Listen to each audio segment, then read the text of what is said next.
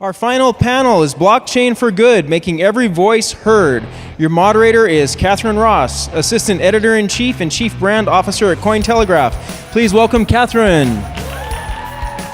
We have Chris Ellis Angel, investor, blockchain pioneer, director at Audio Cardio, advisor at InMusik. Please welcome Chris. Isaac Thomas, CEO and co-founder of VeganNation, the first global and decentralized nation for vegans. Please welcome Isaac. Sean Howell, CEO at LGBT Foundation, not-for-profit organization aimed to deliver equality. Please welcome Sean. Robert Torres, founding partner at MT Digital Assets, partner at BitMint, social media marketing expert. Please welcome Robert. And Jeremy Gardner, founder of Blockchain Education Network, led the first ICO on Ethereum ever. Please welcome Jeremy. Thank you. So, hello everybody who's left alive. Probably drunk already. My name is Catherine. My name is Catherine Ross. I'm with Cointelegraph. And backstage, we were thinking, what did we do to BlockShow that they put us so late on the second day? I will check it with them. I will never forgive them. But anyways, so we decided to make it as short as possible because nobody wants to listen to that, but we still want to talk. Fair enough, right? So guys, yeah. So guys, again, I will try to be your enemy. I hope I will succeed because I would like to create a conflict here a little bit, so people would not get that bored, you know. So I will give you guys time to introduce yourself. Please, do not pitch and do not bitch. Well, whatever. But so the first question is, can you describe yourself in one sentence? One. We will start with Jeremy. Sure. My name is Jeremy Gardner, serial blockchain entrepreneur and current venture capitalist at Awesome Ventures, which is an impact-oriented hybrid venture hedge fund. Closer. A little closer. Yeah, the mic. Closer. Yeah. Sorry. I'm a VC. Oh, that was sharp. Okay, Isaac. I'm the CEO and co-founder of VeganNation, a blockchain platform designed to unite the global vegan community. You're not pitching, right? No, it's a fact. Okay. I'm Chris Ellis. I'm a serial entrepreneur and angel investor. Sharp. Okay. No, I will not take my mic to anybody. I'm Sean Howell. I used to be an entrepreneur. I was the CEO of Hornet, which is a 25 million user gay social network, and I've left that to lead the LGBT Foundation, which is building the LGBT token. How's it going, guys? My name is Robert. I'm very excited for this panel tonight. I'm just a businessman, and I'm associated and partner in a few blockchain companies, so very excited to be here tonight. Oh, thanks. That was short. Nice. Thank you. So my first question will be up to the topic right away. The panel's name is Blockchain for Good, making every voice heard. So the question is, what do you guys think about the concept? What does this concept mean to you? And straight away to real use cases. So blockchain for good. What do you think about when you hear it and the real case examples? We'll start with you. Blockchain, trust and power distribution, all right? So for me, I feel like this is obviously a lot of people don't really understand what blockchain is and even the difference between that and cryptocurrencies, right? So just the sheer fact of what trust and what blockchain does for everything, business, society, economics, it's really a positive light that I think more people should understand the power of blockchain. So that's my take. Blockchain for good is generally utter bullshit, as are most blockchain projects, but particularly when it comes with blockchain for good, because we're typically talking about consumer-facing use cases. The problem with consumer-facing use cases is that blockchains aren't usable yet. We really haven't figured out infrastructure and scalability and how to make, blockchain technology, private public key technology usable for your average consumer. So it's very hard to generally do good with blockchains today. And so whenever I hear that kind of expression, I kind of want to cringe. Do you? First of all, I disagree because the vision of blockchain is by definition for a better and a good world.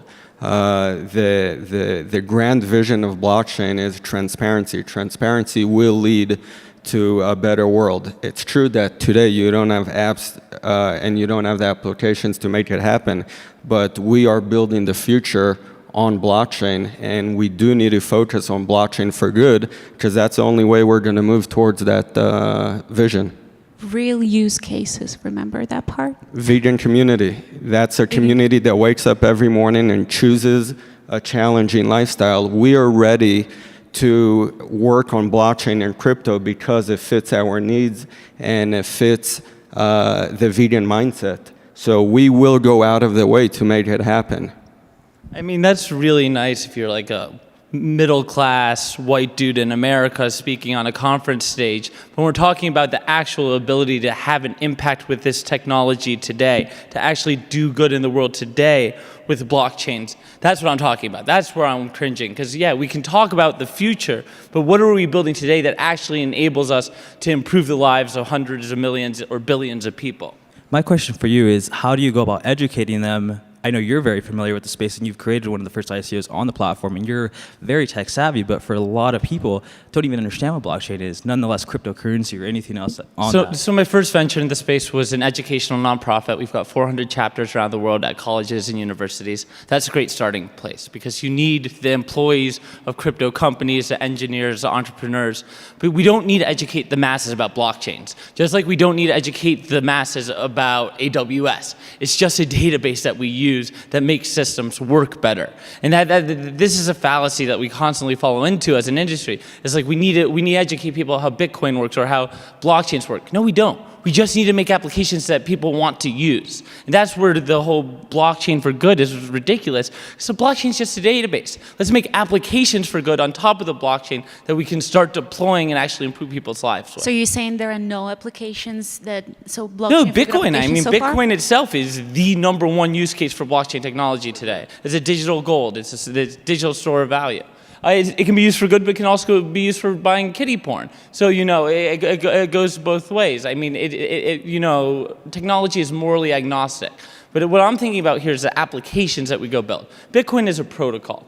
But what are the applications we're going to build that actually improve the lives of people? So I would say that the counterfeit drug market is a $30 billion a year market, and by using blockchain, we can mitigate that and make sure that, you know, these countries in sub-Saharan countries aren't having hundreds of thousands of deaths every year, and blockchain can facilitate that. And I love the proof of concepts that I'm seeing, but we haven't seen a single pharma company go into deployment, even though we've been talking about this for almost half a decade now. So once again, it's going from proof of concept to an idea stage to actual implementation.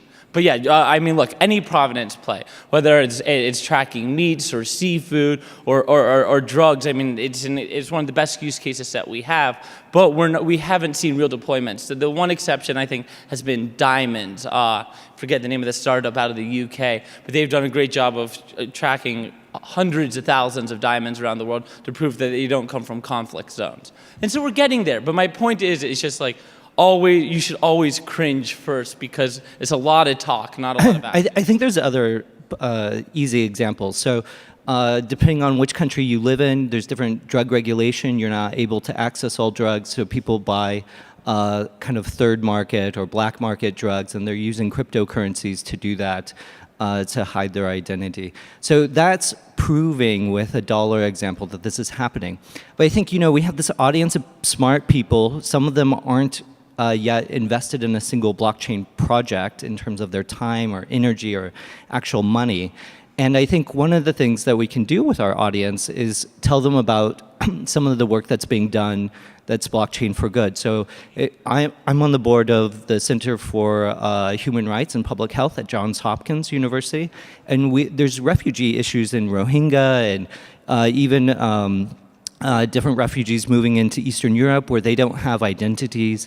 The government's not going to issue them identities. But that's really scary. A persecuted minority having an immutable identity attached to a blockchain can be used for evil just as easily as it can be used for good. And I haven't seen anyone that's actually solved that. I think people that are nationless have the potential to use blockchains as part of identity, but this is a bigger issue in the identity space, is that when you put it on a blockchain, all of a sudden you've created something that you can never erase or get rid of. And absolutely. I mean, we have this issue with biometrics and how are we going to do it? But if you have a trusted party that's facilitating this, whether that's WHO or someone else, you need a ability to issue someone a medical record. So I think that's just one example of like something immediate. And but once again, it comes back to the nuance here, because yes, the Rohingya are a perfect example of a persecuted minority where if it's shown that they are Muslim, they may go and get attacked, and if that can be proven online, that's actually a very dangerous situation for them. So there's all this sorts of nuance that you have to add to any initially really good idea for blockchain technology.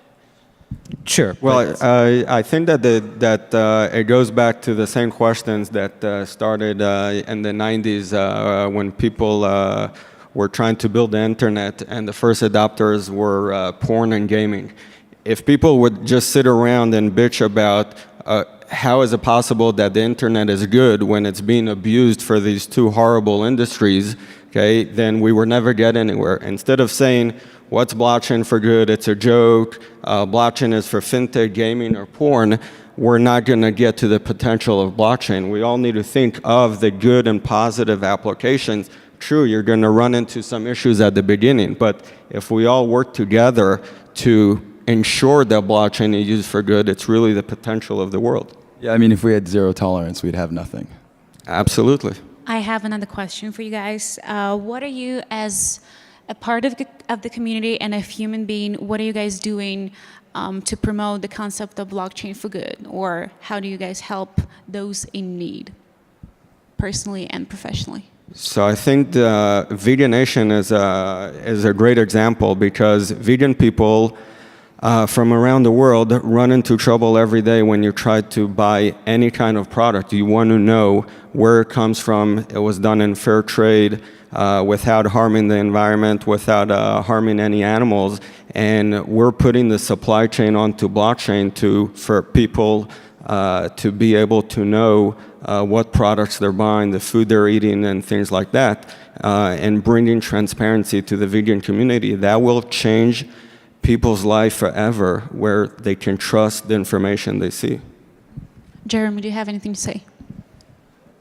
I don't know. I mean, look, in 98% of use cases, you don't need your own coin. Blockchains are databases. You don't need coins to use them. I think most coins are bullshit, like most projects in the space, once again. But I mean, look, I run well, VCs give entrepreneurs money to build the companies that they're working on. So, I mean, and they actually provide the guidance so they don't break laws and actually create meaningful products that get used, which is why most of the largest companies in the world today were all originally venture-backed. Anyway, look, I am an impact-oriented VC. I took all the money I made in crypto, and I said, I only want to invest in the use cases for blockchain technology that make the world better. In my view, that's 60 to 70% of all good use cases for blockchain tech. But what my point is here is that we first need to build the infrastructure.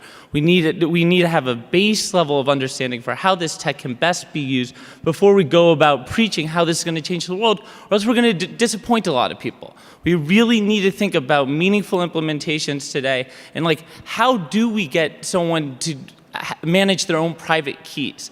Like, this is this existential question for blockchain technology that I think about constantly that no one's figured out. Custodianship is this really big problem if we want blockchains to be useful for consumers, and no one's really got a good solution. You're talking about the industry in general. What are you, the question was, what are you as a person, as a human being? I'm investing in startups that are making socially impactful projects. So you're giving money to people, to great projects, in your opinion? But I've been an entrepreneur. I help them with token design if they are in fact creating a token, and then I also advise a lot of nonprofits on their kind of blockchain strategy, if you will, which generally I say they shouldn't really be focusing on just yet. Okay. Sean, do you have anything to say? Yeah, absolutely. So if you think about the LGBT community, it's not a community that has full equality anywhere in the world, whether that's the United States or Malta. And certainly there's 70 countries in the world where it's criminalized to be LGBT. At the same time, if you measure the LGBT GDP of the world, it's $4.2 trillion. It's $1 trillion in the United States. 4.2 trillion makes it the fourth largest economy between Japan and Germany. And a country of that size, generally, they have clout and influence and security and safety. They usually have an aircraft carrier. I try not to spend my time thinking about the uniforms that they might be wearing. But we should be able to not be victims of, some government's regulation against us. We can empower ourselves with that much influence. And so for us, this is a affinity token where we can empower ourselves to take back our own rights. You sound like a representative of your company. That's great. But what you as a person, what are you doing to help the community grow? Gosh, I hope that's useful. I left running Hornet to spend my time running a nonprofit that's owned by the community and not enriching myself. Okay. Robert? Yeah, so I have a pretty decent sized agency in Los Angeles focused on social media and kind of like PR and awareness. And I feel like we work with a lot of crypto, not just ICOs in particular, but just brands in general to kind of create awareness around not just their projects or what they're doing, but also blockchain in general. We worked with a few big podcasts and YouTube channels in regards to just bringing awareness to, I call it the average Joe. So personally, I think like my involvement with social strategy and kind of like awareness, PR, it's kind of my fourth. Thank you. Chris? So I mean, the technology that we built is for social impact. I mean, We meaning the company? the company, or- yeah, of course. I So, see. You're being corporate again. Right. You as a person, do you comment on Twitter? of course, we try to educate as many people about, what blockchain can do for them, in facilitating, different components of their life. I mean, I want to pitch my own product because we are doing it for impact. I mean, that's been my last 2 years is building this product to get it to a place so we can facilitate getting it out to the world. I see. If there are no questions, which I assume they're not because people are probably sleeping, I just have one more question. Do you guys have questions? Has a question. Cowboy hat. The cowboy hat. Okay, I think I know the guy. He's my boss. Hey, Igor. There is a great box. Igor. It looks a bit confusing. Don't swear. Hello, everyone. Hi. I'm sorry it might take only 40 minutes. So this last question really made me flip because you only mentioned smaller communities you care about, but you think you can solve all the problems with altcoins. How are you supposed to solve the problems of human rights with altcoins? Because when you said about the LGBT community, and I was born in Russia, I know that in some countries LGBT is not feeling too well, right? So I totally understand that this is important to fight for the rights, but how can a coin stop killing of LGBT people, stop empower them, etc.? Yeah. So practically, how is this supposed to happen? Cryptocurrencies and blockchain, or only cryptocurrencies? Any of that. Any of that. Okay, any of that. Well, I think the answer is, and that's what people are missing here, that what the world understands is money, money, money. That's what drives the corporate world. That's what drives America, is money. When corporations and when governments start looking at certain communities like economic power, then there are communities to be reconciled with, and they will have much more rights. So when a community like VeganNation, people will understand the economic power, we will reach the tipping point of corporations moving towards that place, and governments. And the same thing with other communities, each promoting their own needs and their own desires. When they become an economic power, the world will start understanding what they're really worth. So you're saying there is a... I'm sorry, I don't mean to steal the show, but I don't mean to devaluate whatever you believe in, but I think I'll do it for you. Oh. Don't worry. High five. All right. So yeah, so altcoin creators, yeah, they do see money, and that's really wonderful because money makes the world talk. But at the end of the day, none of these altcoin creators understands its economics. You can understand money that it's this great motivator. If you don't understand like how the volatility in a currency will cause no one to use it, like let's say Bitcoin, which has over $100 billion market cap or something near that, you'll never understand how your token will never be used in everyday payments. The Turkish currency just dropped about 60-70% over the last year. Is anyone in Turkey stopping to use their currency? No. Currency moves up and down. If a community believes in a currency, it's going to continue doing the work it's supposed to do. It's about building the right systems, building the right communities around them. It will be useful in the long run. Why did the Turkish lira go down? There are many reasons. People sold the lira due to poor government action. It's once again about economics. If central bank policy is bad and it doesn't work for the people using the currency, that's still not a reason they will sell their currency and it will become devalued. It's still not a reason to say you don't need that currency because some people do. So let's just be very clear about your altcoin. If you have an altcoin with a $30 million market cap, with $100,000, I can move the price of your currency. I can manipulate it. Probably 10 to 15% in a single day. That is untenable for any consumer.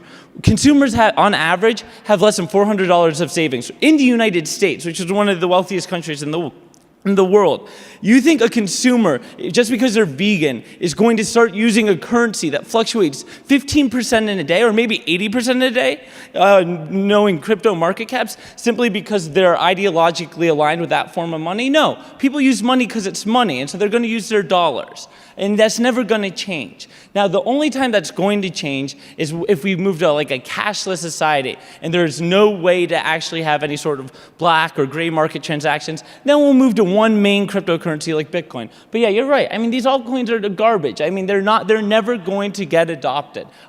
If you're creating an alternative crypto asset that's not Bitcoin, it has to provide an economic function that is more than a means of exchange. It can't just be a form of money. It has to have some sort of underlying existential economic value for the crypto system it's supporting. Cryptocurrencies, as we know them, are all horseshit, even Bitcoin today. My question is, why do we go in for blockchain back to ICOs and coins, altcoins? It seems like that happens to be a very consistent, we go back to ICOs and cryptocurrencies and not blockchain. Because they're easier to make. And we had a question about my token, which we didn't do an ICO, so we tied it to another. I support, yeah. So I think that the empowerment that can come from our community is also about the other factors that we just believe in blockchain. So there's the security issue, all the core issues can provide an extra force that in the case of our community is really a critical issue. I was just at a human rights conference in Botswana. There's 14 countries in Africa that criminalize being LGBT. Everything connected to that conference was available and open, and it shouldn't be. And so not only do we need things like cryptocurrency, but we also need identity tokens and other security. There's a lot of development that needs to happen here. So why, instead of creating your own cryptocurrency, why don't you help the people in those countries like create Bitcoin wallets so they can buy those black market antiviral drugs for like AIDS and things that actually matter to them, rather than trying to create a cryptocurrency which is actually quite incriminating for them? Why does everyone have to believe in Bitcoin? You don't call it Ether or Basis or stablecoin. Just like you believe in Bitcoin, another community can start their own currency, and it could be much better than Bitcoin. It's about volatility and market capitalizations. Once again, we're at the very beginning of this whole industry called crypto and blockchain. For people to say that something won't work because it's volatile is stupid. We're at the very beginning. We need to educate the people. Do you use? It doesn't matter. So if you go back to the time where the American dollar started, there were probably plenty of people that were talking just like you. And now 200 years later, and now we have $1. And still, you see from the bottom up, people are starting new currencies because it doesn't work. No, Satoshi did that. It was one person. One person, and now there's a lot more. And they're all crap. Change that's what I'm always saying. starts from There- one. there will be one winner. There will be have a one question. cryptocurrency. No. There are Guys, one or two- we have another question, and we don't have Okay. time. But yeah, Olivia, wait. go ahead. Go ahead. Okay, sorry. I just want to know, like, you guys are talking about this idea of volatility and like one currency being used and adopted, blah blah blah, and you aren't mentioning what I see as the elephant in the room, which is stable coins. And this might fall flat. That's why I just said basis. To me, Okay, but I would be setting people up with like basis or maker. I would not even be setting them up with Bitcoin if they were trying to go buy drugs and they're in a developing country. Because once again, the volatility is simply unaffordable for people in the developing world. The only solution is some sort of stable currency. I was an early advisor to basis based coin. I think it could be revolutionary. Stable coins are absolutely huge. But there's a lot of questions about them. Okay. Well, the thing with stable coins, I think, is going back to, do you want to create a new world, to create a better world? Do you want to play in the current system, or do you want to think out of the box and build a new system? To build something with stable, to attach it to the dollar, or to the euro, or to anything else, It's not attached. That's not how it works. But I understand that, but that's thinking from the inside of the current system and trying to stabilize something. No, it's actually just instead thinking of- about poor people. Like, poor people can't handle currency For volatility. the first time in history, we're creating a full economic system that comes from the bottom up and not from the top down. That's the power of cryptocurrency. That's the why it's power so of amazing. your white privilege. I disagree. So, unfortunately, we are out of time. I guess I was wrong saying that I thought we only were need just starting the fun. 20 minutes, huh? So, to conclude, I would like you guys to pay more attention to the panel topic, which is blockchain for good, making every voice heard. Apparently, and obviously, there are a lot of things we need to do as a part of the community, or we should do. I'm not sure about the verb here. So I strongly encourage you guys to think about what you can do as a person and as a company for people that really need it with this new tool, the new asset that we have, and the technology that we have. Thank you guys for bearing with us. Thank you for your time and for the panel. Thank you very much. And thank you, BlockShow, for the time slot. Thank you, guys. Thank you to our panelists.